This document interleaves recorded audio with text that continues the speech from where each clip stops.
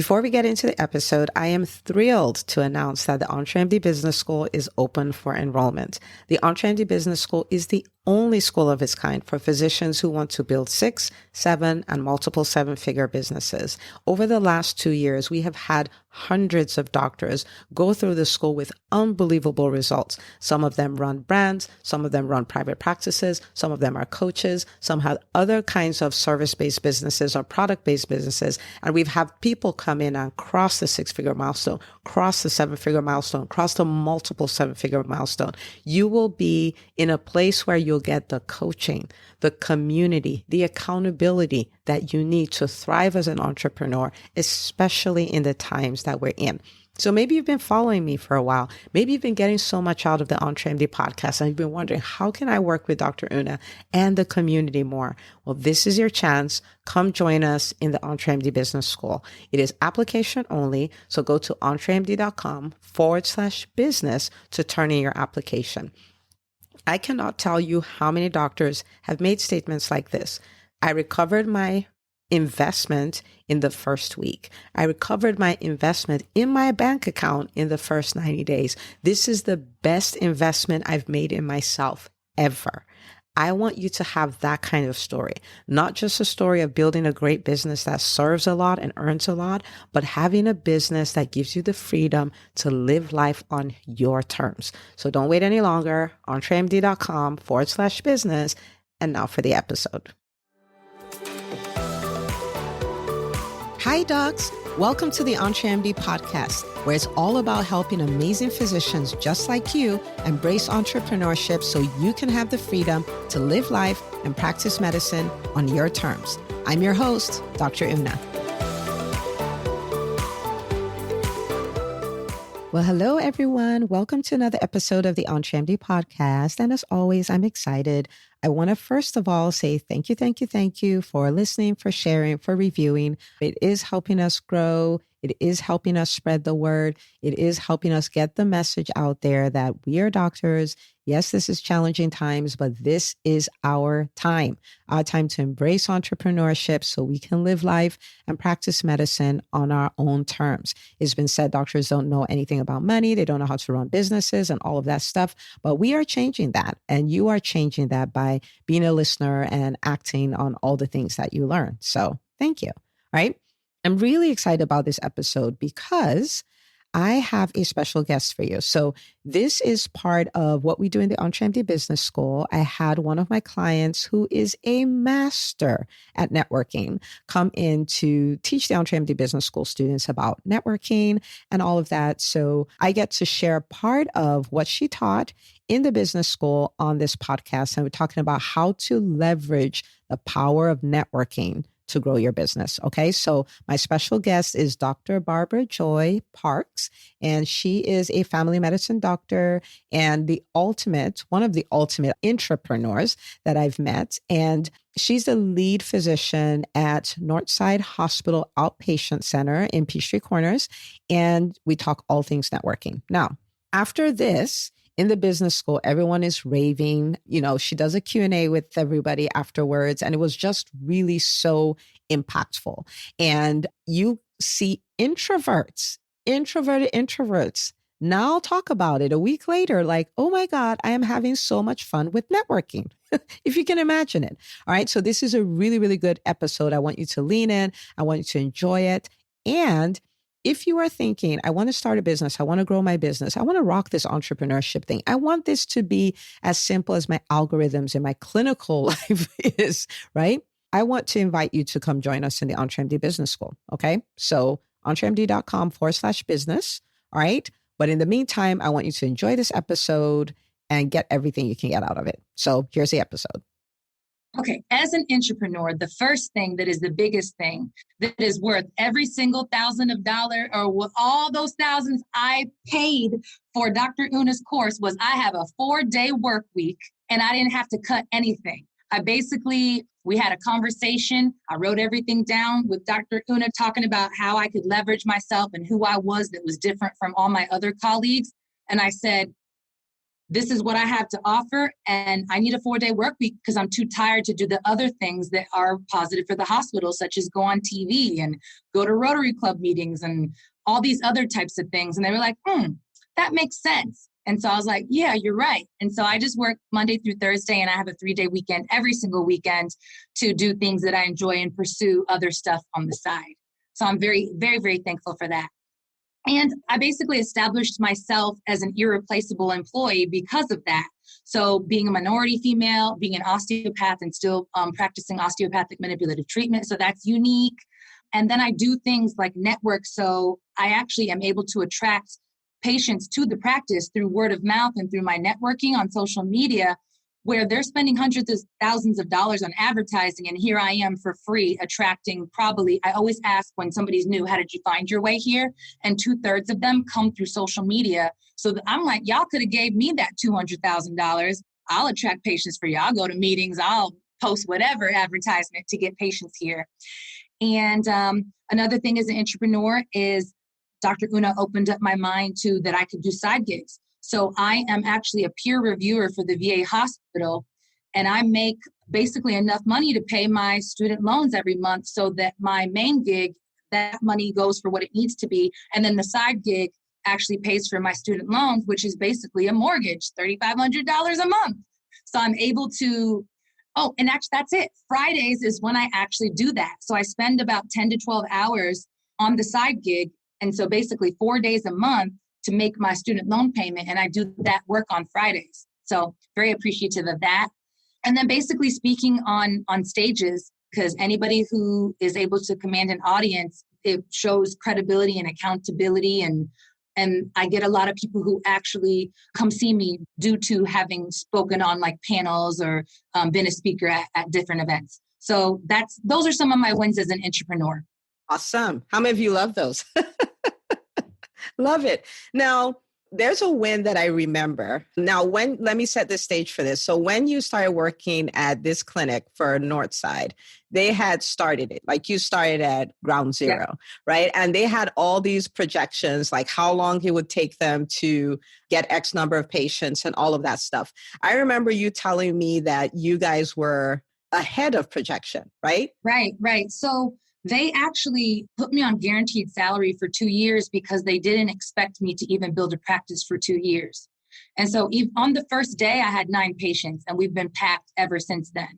So I'm packed currently probably 2 or 3 months out. And I think we are considered at least 50 to 60% ahead of projection, even with COVID, because COVID generally for the hospital was a deficit for everybody. But even with COVID over the last, 9-10 months, I'm still ahead of projection because they really didn't think I would build a practice until 2 years in. So I guess I'm thankful they have low expectations so I could surpass them. I don't know they had low expectations. I just think you're brilliant. In my head, I'm thinking, who do you guys think I am? But sure. Okay, whatever. Mm-hmm. Yeah, you're amazing. They didn't know. Now they know. Now, how important would you say that networking has been to your success? Because this is a lot of success, right? And it's not like you've been out of residency for 10 years. You know what I mean? Like, so this is huge. So what's the connection between that and networking, do you think? So I would say that it's excessively been really, really helpful.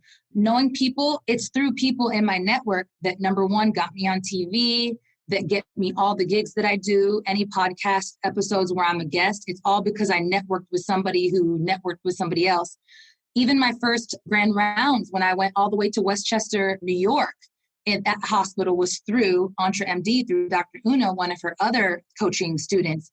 She works as an attending there as an anesthesiologist and got me the gig. So there's traveling, that's something to put on my resume, and financially was good for me. And then also just by who I was in residency, I was always going to different meetings and representing. There was only 5 of us. I was one of the first, the inaugural class of family medicine residents on the campus of Gwinnett Medical Center, which is now Northside Hospital.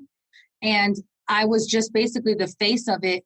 Every single meeting or anything that there was to be at, Christmas party, New Year's Eve party, any, department meetings, I was there showing my face.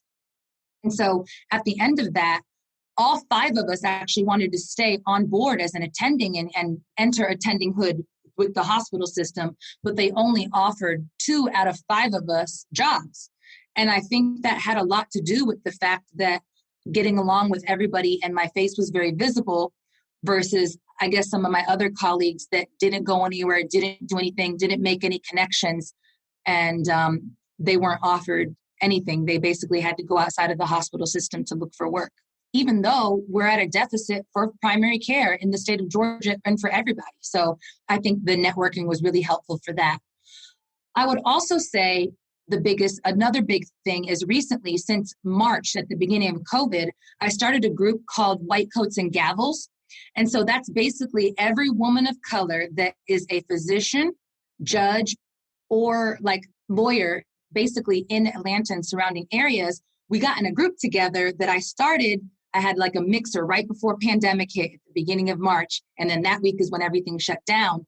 And so because of the pandemic, and also because my skill of galvanizing people, I was able to bring those 2 groups together, where the lawyers, they were scared about COVID. And so they would ask the physicians questions about their kids, about themselves, about anything medical. We would answer. And then the other half, when like my job thought that they could send me back to work without PPE, I basically verbalized, I need some verbiage here, guys. I need to snap back real quick, politically correct, but like snap back. I'm not going back into the clinic until y'all get me PPE. And basically, they were able to contribute that to my life, along with other things, like personally, when I needed a ticket or whatever and got represented. And then one of the judges was actually the one at the front. She was like, I got you, wink. I was like, okay. And then I got my license back and everything. So that has been beneficial in a personal and then in a very much financial way. And also because I was very supportive of a bunch of the women who are now basically in Superior Court, or I would say that there's probably about 20 of these women who are currently judges in Atlanta and surrounding areas. And I don't know when that will pay off, but I know that it has to in the future at some point, being connected with basically every judge in Atlanta and surrounding areas, that my name would be known around if it was mentioned, that it would have a positive connotation to it if anybody ever mentioned me, that my reputation preceded me in a positive way. And that was all through networking, through bringing that together. So that has been really, really beneficial. Networking has been exponentially got me everything that I'm here now. Yeah. So at this point, I and everyone in the group are going like, well, I mean, connected to 20 judges, got a job, got all the way to CNN to do it, as a medical expert correspondent. We're like, okay, all right, enough. Give us your best tips. How do we become rock stars at networking? What would you say? Okay, so I would say just to get out and advertise your booty. You need to get out and get to events in which there are going to be people that are like you or in different scenes that you would like to be in. Or if it's somebody that is in a position that you are striving for. So like Dr. Una, she's to me #goals. So I'm going to stay in circles where she's at and even come here be with you guys because it's a benefit to both of us for me to network with Dr. Una and be in her circle and be here in the first place. So basically be around those successful people and go around and advertise your booty. Be around everywhere where people see your face, even if they don't know your name, or if they do know your name and they attach it to a face that was familiar, there's a better chance of whatever you need, whether it be a job or a referral or anything, that you would be seen in a positive light versus negative or just neutral. They would have something to say about you over somebody else. Another thing is when you get somebody's social media or cards when you meet them for the first time, don't wait for a long time before you contact them. So if you get their email or their cell phone number, I actually do this, and it might be kind of awkward, but I'll take a selfie. I'll be like, smile, I'll take a selfie. And then I'll literally send them the picture of us so that they know the place where we met and they can place my face when I send like my card or whatever. And then if they're on social media, I'll go and stalk them a little bit by going and actually commenting and liking a bunch of their pictures so that I show up like 20 times, like this person liked this many pictures and commented on this. It leaves a positive connotation too. Like, I don't care if you think I'm a stalker, whatever. You recognize me, you notice me. Okay. The next thing is, if it's in person, if it's away from COVID when we're back in person, the best place to hang out is next to the food or the drink place. Here's why. Because if somebody comes in, they put their coat away, they come to the networking event, they go get their drink or go get their food, and then they face the crowd and they try to figure out what to do, where to go, what their next step is. Why don't you be the hero and go rescue them by introducing yourself, and you give them something new to do? You are their next plan. Like, you stepped up and said, oh, what did you get to drink? Or who do you know that brought you here? Do you know the host? Or how is this connected? And you are actually the savior. So that's the best place to hang out when we're back in person, is right next to the bar or next to the food place where you are their rescue when they face the room. Another thing that I do is basically over the last decade on social media, I don't just like, because if you just like things, you get lost in the sauce. So I actually take time to make a comment, if it's an emoji or then something truly meaningful that shows that you took the time to write happy birthday, or if they had a win, you wrote on it, or if their kid is cute, you wrote how that's cute, how your kid picked you that flower or whatever. Commenting means something, even if they don't say thank you or reciprocate. Again, in the future, their perspective of you is going to be something very positive. If at any point in the future, you as a human being come up, whether it's professionally or personally, it'll be something positive. So those are some of my tips. Yeah. So like, go stalk them, like their everybody likes people who like them.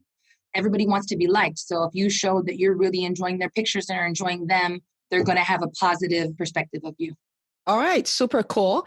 And social media, I can say social media works really nicely for Dr. Barbara Joy, because this is what tends to happen.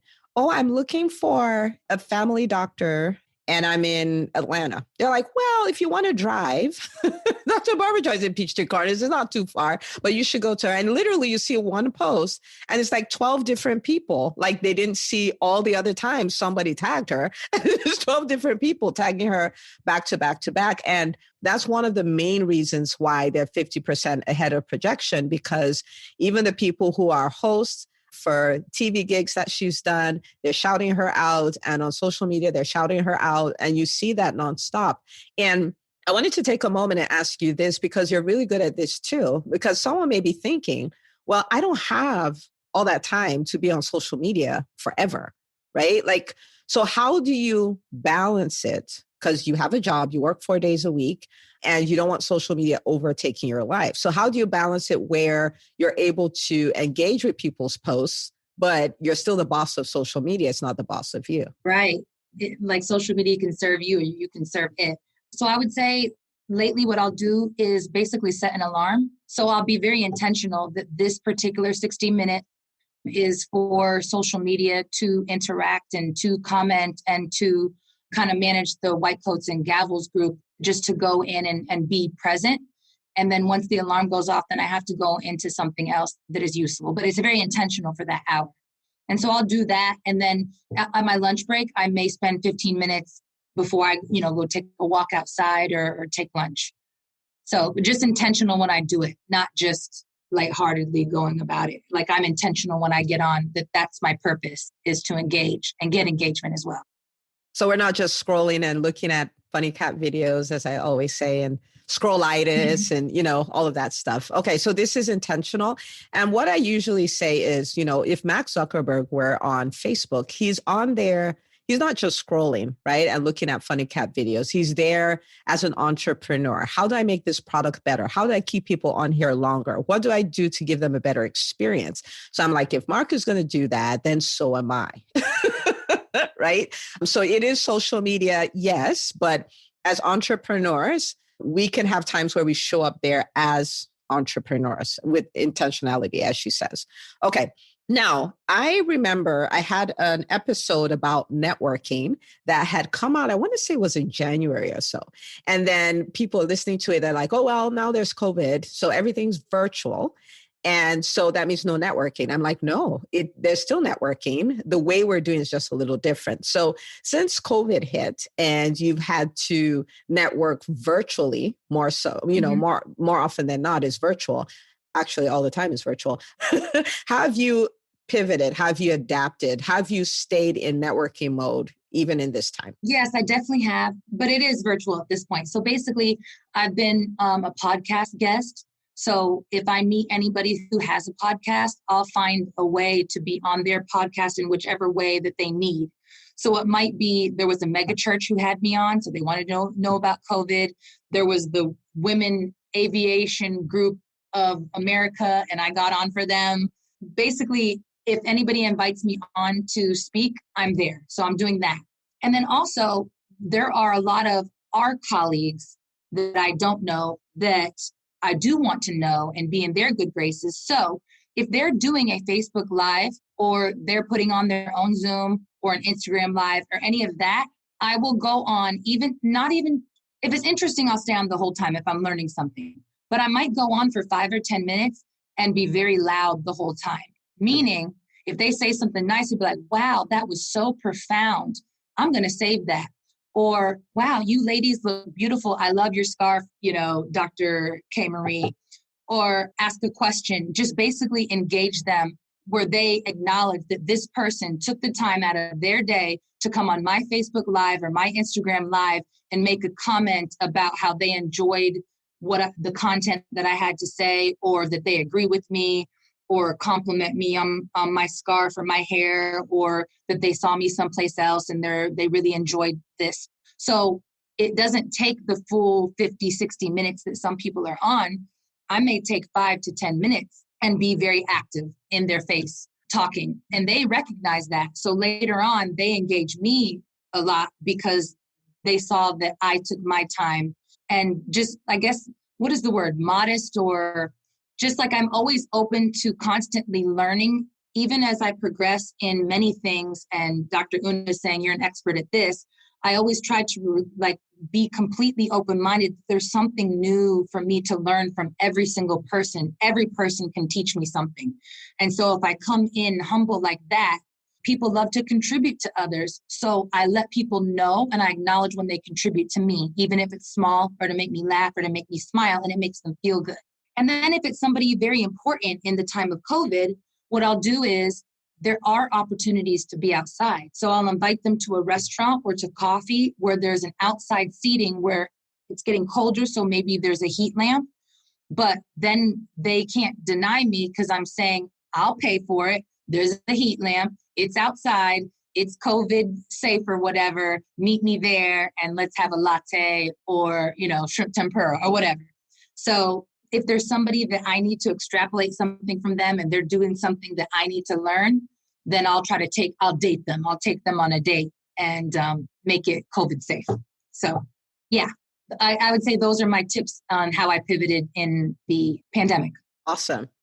And I think a lot of it too, even before the pandemic, I think we were more virtual than we thought because Dr. Barbara Joy, you and I, our first encounter it may have been social media. Yeah. And then we talked on the phone a lot. Mm-hmm. And then I think EntreMD Live was the first time we actually met in person. Yes. Actually, the first time was at the Atlanta Modern Luxury launch they were giving awards to female physicians that were doing good stuff in the community.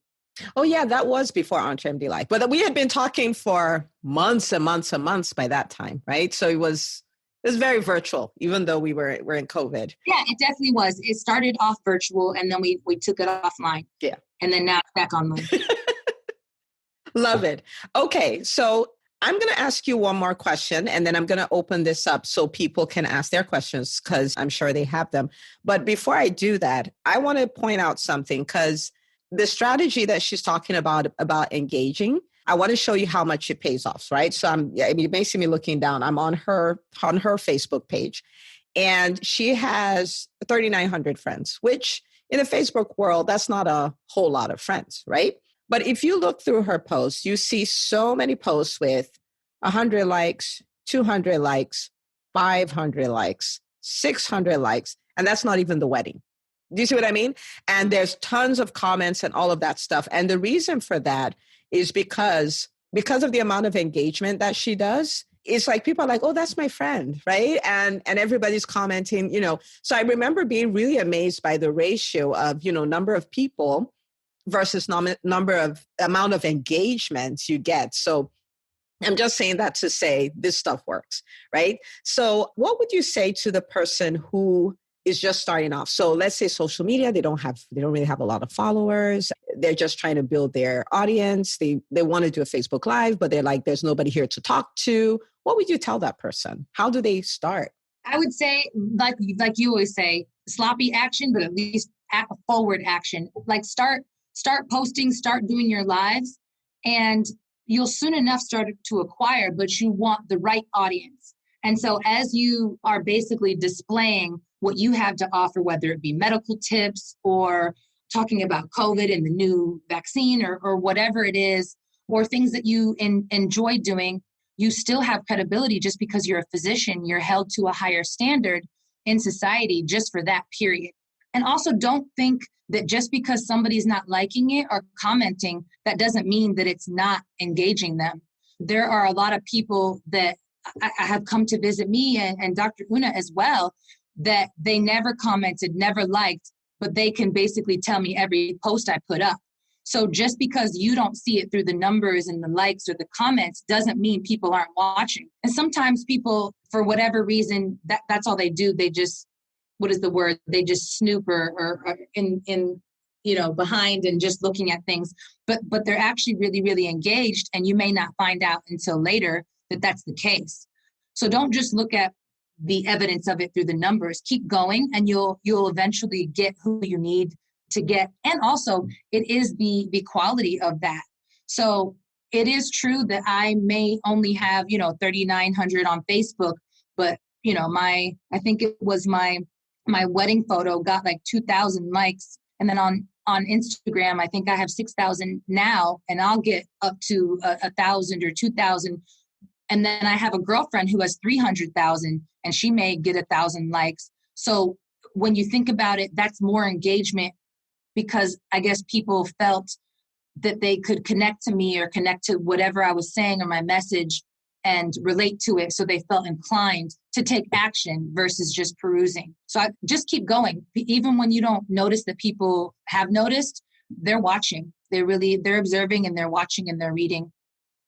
Well, all right. I trust that you enjoyed that. I trust that you got a lot of valuable nuggets out of it.